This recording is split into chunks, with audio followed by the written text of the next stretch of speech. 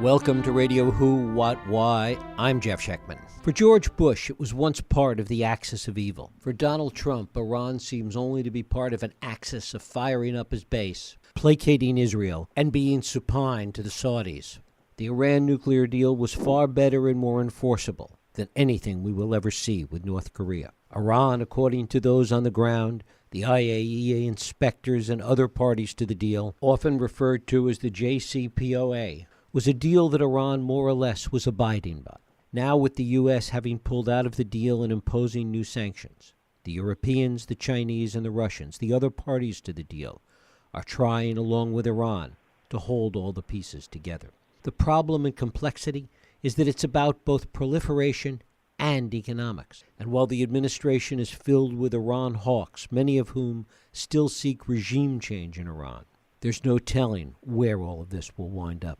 In a global neighborhood that remains a tinderbox, what's next for Iran, for Syria, and for the region? To try and bring all of this together and provide an Iranian perspective, I'm joined by Ambassador Seyed Hossein Mousavian, one of the foremost authorities on the subject of Iran. Ambassador Mousavian is a Middle East security and nuclear policy specialist at the Program on Science and Global Security at the Woodrow Wilson Center at Princeton. He's a former Iranian ambassador to Germany, head of the Foreign Relations Committee of Iran's National Security Council, and he was the spokesperson for Iran in its nuclear negotiations with the international community. He's the author of the previous books, The Iran Nuclear Crisis, a Memoir, and Iran in the United States, an insider's view of the failed past and road to peace. It is my pleasure to welcome Seyed Hossein Mousavian to Radio Who, What, Why. Mr. Ambassador, thanks so much for joining us. Thank you very much, Jeff.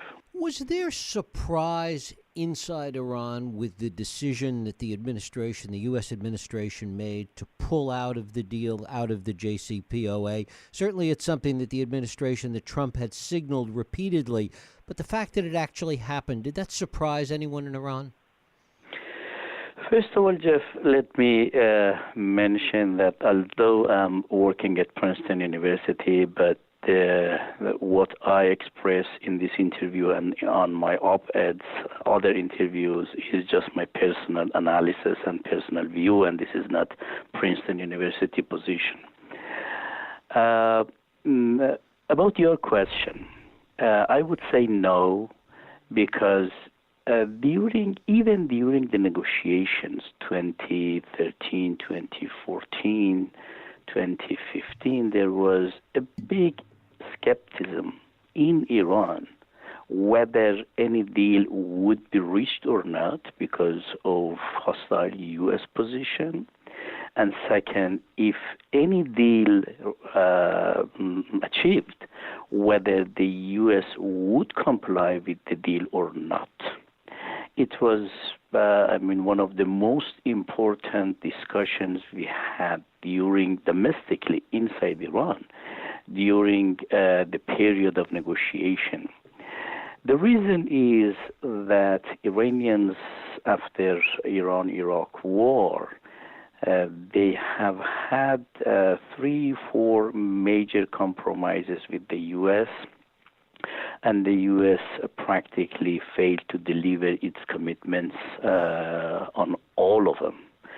That's why frequently, repeatedly, Iranian Supreme Leader was telling the Iranian nation in 2013, 2014, 2015 that, look, you should not trust the U.S. I'm sure the U.S. is not going to abide to its commitment. We cannot trust the U.S. I have not prevented the government to negotiate directly with the U.S., but I am not confident. I don't trust the U.S. The U.S. is not going to implement the deal. And it was a big discussion. Ultimately, the deal was agreed. Of course, it was a big surprise because about 35 years hostilities, no relation, no diplomatic relations, no high-level direct negotiations. For the first time, Iran and the U.S. at the level of foreign ministers started to negotiate the most a disputed issue between Iran and the U.S., which was the Iranian nuclear program. You heard many times from U.S. Authorities saying, even at the level of president, saying that Iranian nuclear program is national security threat number one for the U.S. But it was really surprise, not only to Iranians, to many Americans, even Europeans, because even on the most disputed, complicated issue between Iran and the U.S., when the two countries, they negotiated only after 18 months, they could agree on a very comprehensive deal, which the other world powers, they all also agreed. The deal was implementing perfectly from the Iranian side, even up to today. I mean, the last report of the IAEA, International Atomic Energy Agency, it was issued just 2-3 months ago for 11th time after the beginning of implementation of the deal. I mean, January 2016. For 11th time, the IAEA has confirmed Iran full compliance. What was the argument that won the day inside of Iran, inside that debate that you were talking about? Obviously, President Rouhani seemed to be the most positive in terms of what the potential for the deal was. What was the argument that won the day to get Iran to do that deal? You know, Iran started nuclear negotiation with EU3, Europeans, Germany, UK, and France, 2003. The negotiations continued for 10 years, where Russia, China, Europeans, they were all involved. But at the end, for any final deal, it should go to United Nations Security Council, and the United States was a member of UN Security Council, and the U.S. should agree. That's why during negotiations from 2003 to 2013 with other world powers failed because U.S. was not involved directly. Therefore, Russians, Chinese, Europeans, they were encouraging Iran to enter direct high-level negotiations with the U.S. because U.S. also is between 5 permanent members, and the deal would never be reached if the U.S. is going to oppose. And Iran finally agreed to go for direct high-level negotiations with the U.S., but coming back to your question, skepticism. Many people, they were skeptic in Iran, especially principalist, conservative, the right wing. Mm-hmm. All they were saying, it is a mistake, you should not go to negotiation, you cannot trust the U.S., the U.S. is not going to abide to any commitment, and so on, so on, so. Given that 10 years of negotiation with the Europeans, now that the U.S. is out of the deal, is that a plus in terms of Iran sticking with the deal as far as the Europeans and the Russians and the Chinese go, sticking with a P4+1 arrangement?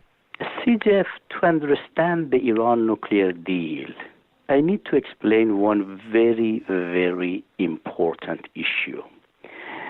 The reason Chinese, Russians, Europeans, India, and overwhelming majority of international community is supporting the deal.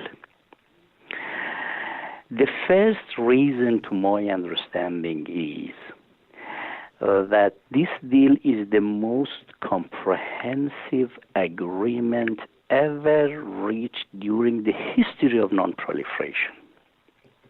170 pages, which includes the highest level of transparency measures on nuclear program, which includes every objective guarantees for non-diversion of a peaceful nuclear program to weapon program. This is really an asset for non-proliferation in the world, because the other agreements, including NPT, Non-Proliferation Treaty, which is the main international convention, it has a lot of shortages. That's why North Korea could easily withdraw and to go to nuclear bomb. The world powers, with 200 scientists, they negotiated not for, only for 2 years, perhaps for 13 years, to create the most comprehensive, detailed agreement during the history of non-proliferation to assure that Iranian nuclear program would never divert toward weaponization. This is really an asset. It is far beyond Iranian nuclear issue because it could be an asset for nuclear weapon-free zone in Middle East. It can be an asset for nuclear weapon free, the world from nuclear weapon free, because there is no other agreement which you can find better than this, including every intrusive inspection, the highest level of transparency measures, open nuclear program, all limits on heavy water, all limits on enrichment.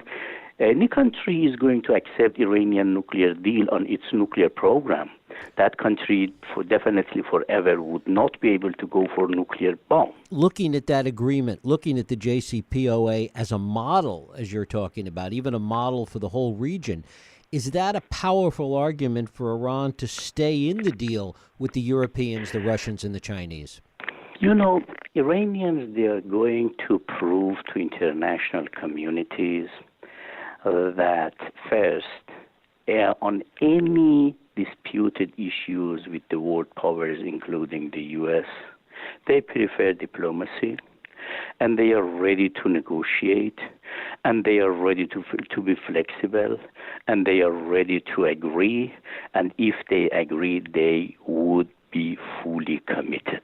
This is what they have practically shown on the nuclear deal. 18 months of negotiation with the U.S. Secretary John Kerry was involved. The U.S. Foreign Ministry was involved. The other 5 powers, they were involved. They agreed. And now all countries, even the U.S. officials, even your Health Secretary Mattis a month ago went to the Congress and said, I have read this deal. It's very comprehensive, it's a very good deal, and Iran has fully complied. The UN Secretary General many times has said Iran has fully complied. Iranians are going to show to international community that they are really ready for diplomacy, negotiation, and if there is any agreement, they would be really committed, and the world can count on Iran. One.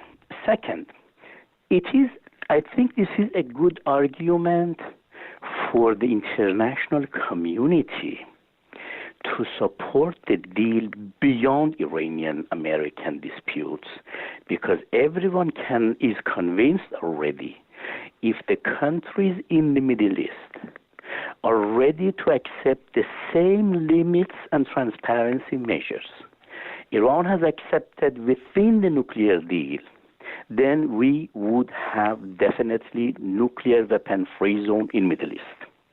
You know, the United Nations Security Council passed the first resolution in 1970s. It is about 50 years now on nuclear weapon-free zone in the Middle East.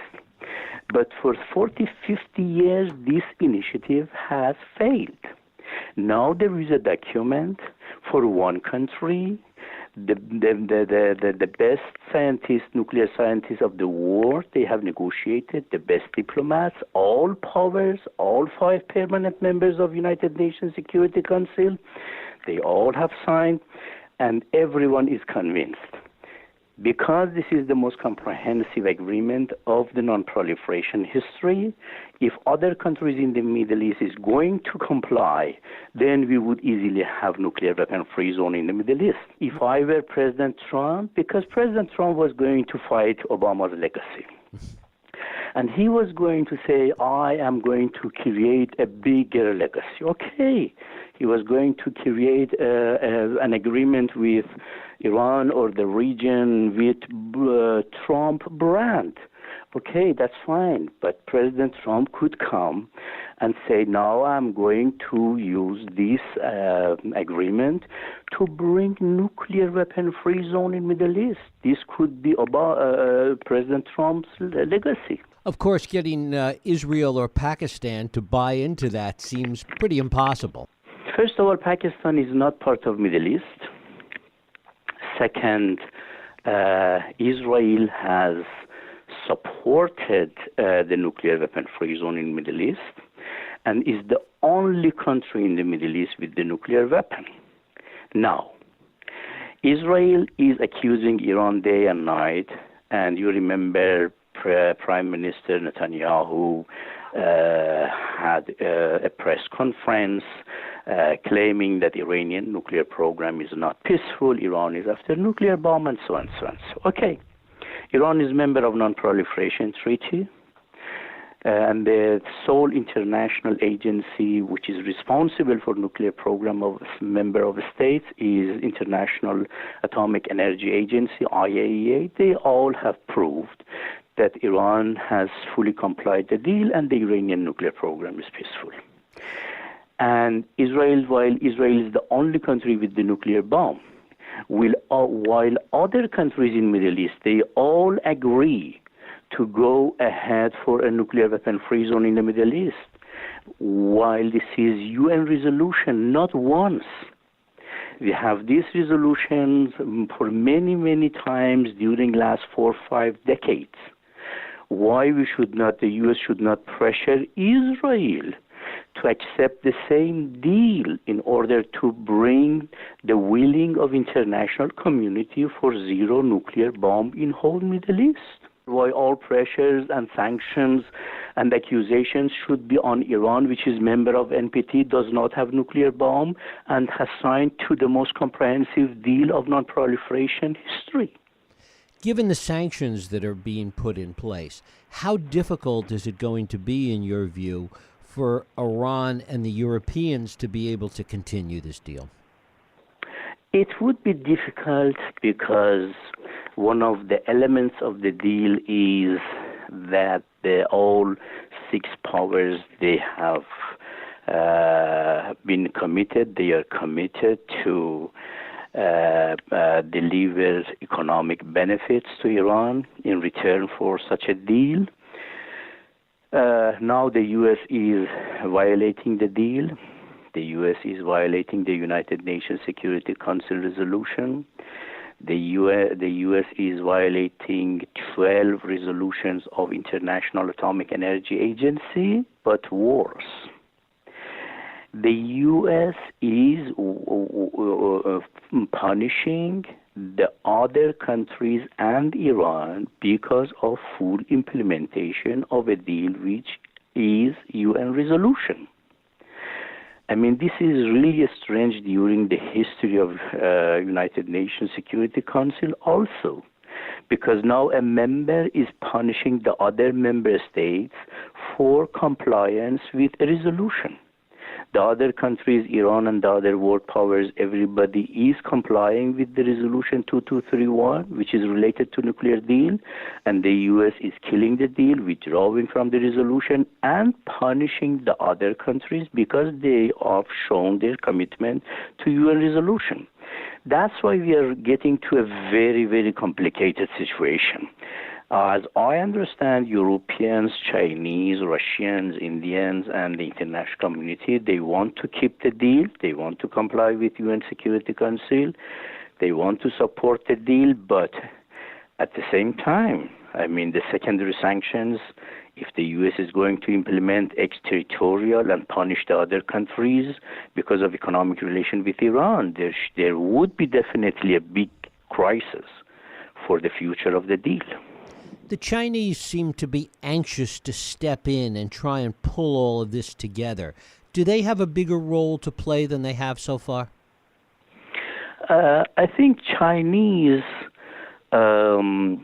they would have much more role because our experience shows during 2012 to 26 to 2006, to 2012, when we had UN resolutions, we had international consensus, sanctioning Iran, the most comprehensive sanctions, unilateral, multilateral, international, 6 UN resolutions, all type of sanctions from oil, central bank, everything was there.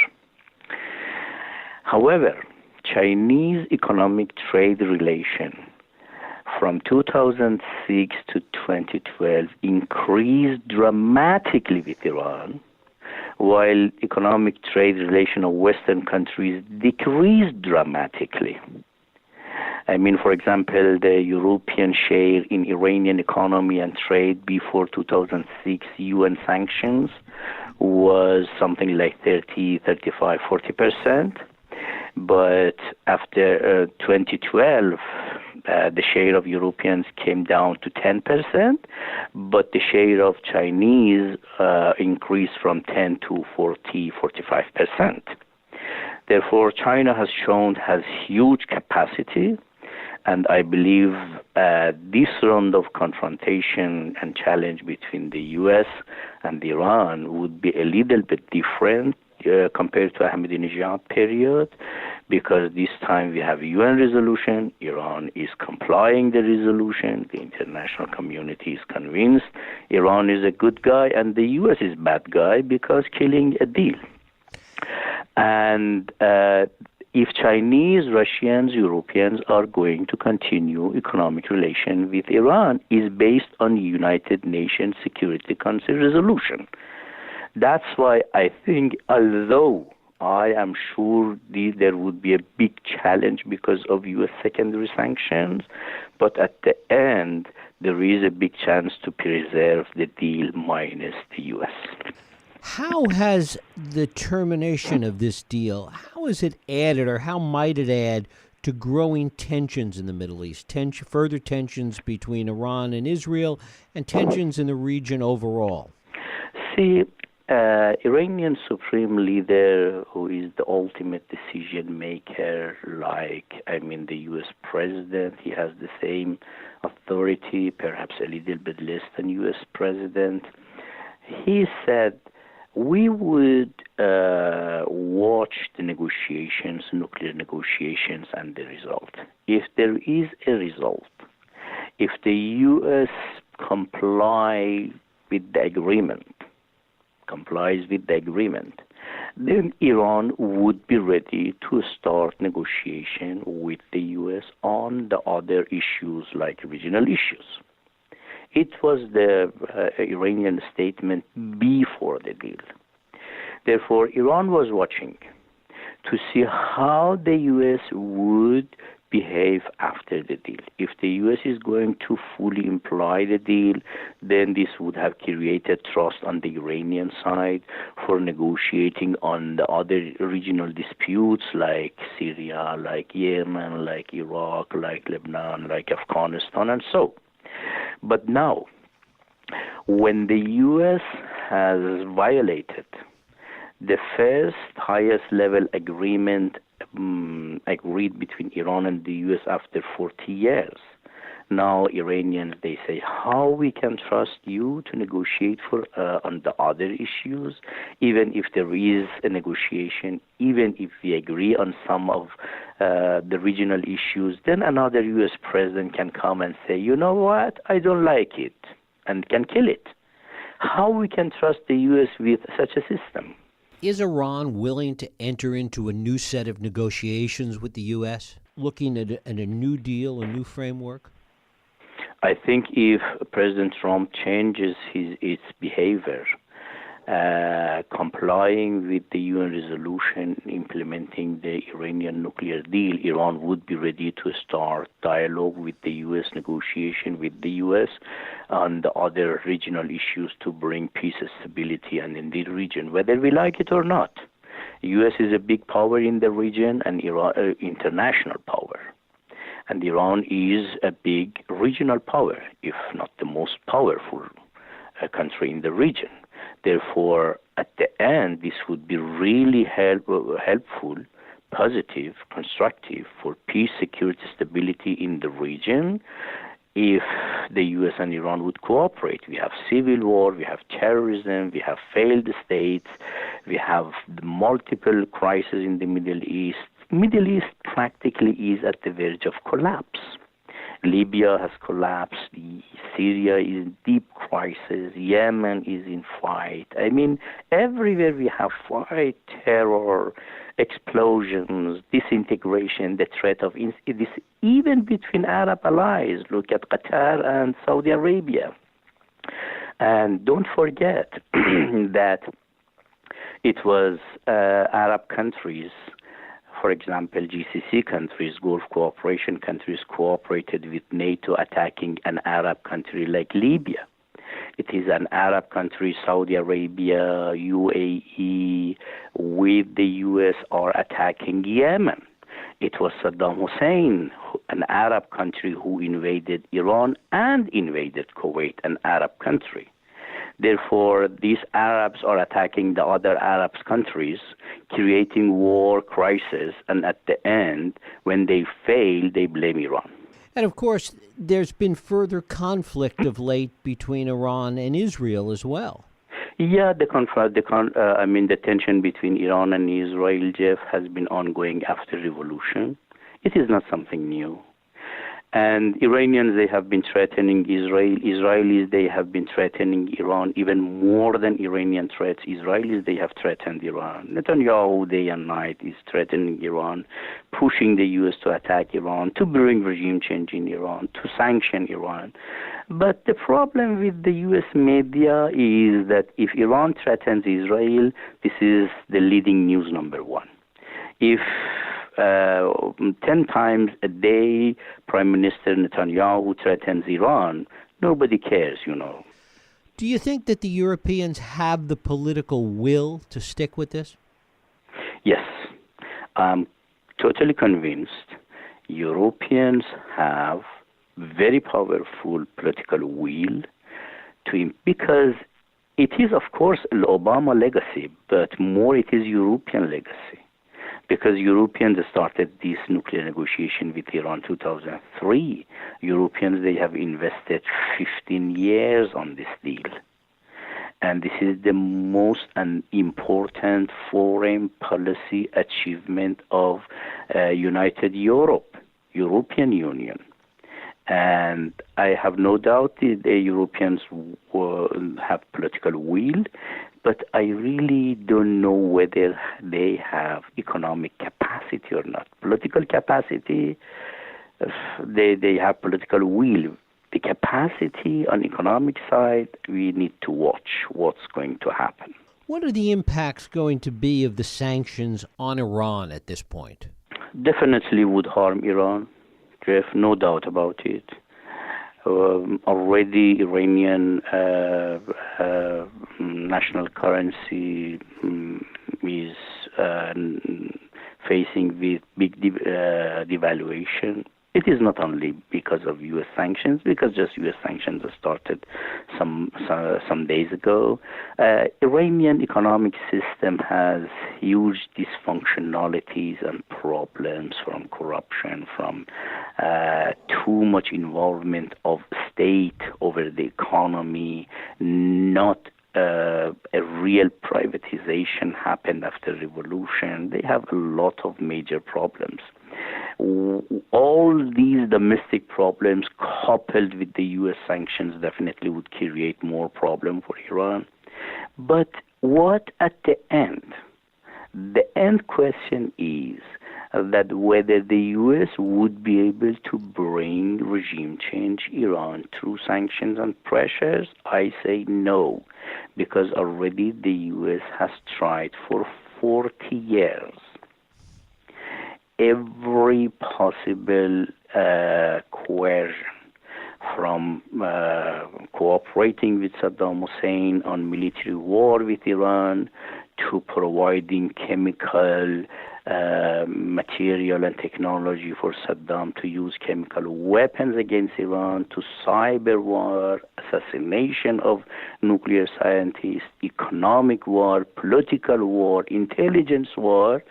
And after 40 years, the U.S. is extremely angry and has lost its control because they say Iran now has influence everywhere in the region, is very powerful, and the U.S. allies have been weakened. Therefore, the conclusion and the outcome of 40 years of U.S. pressures and sanctions has made practically Iran more resistant and more powerful. This is what the U.S. says.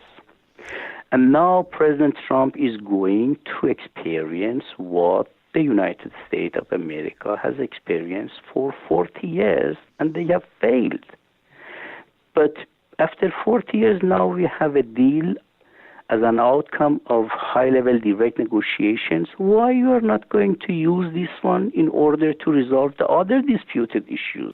I've got to let you go, but finally, is it your sense that there are any other back-channel negotiations going on right now, either through the Europeans, through any other nations or organizations? As far as I know, some countries like Oman, like Switzerland, they are trying to mediate and to bring negotiation between Iran and the U.S.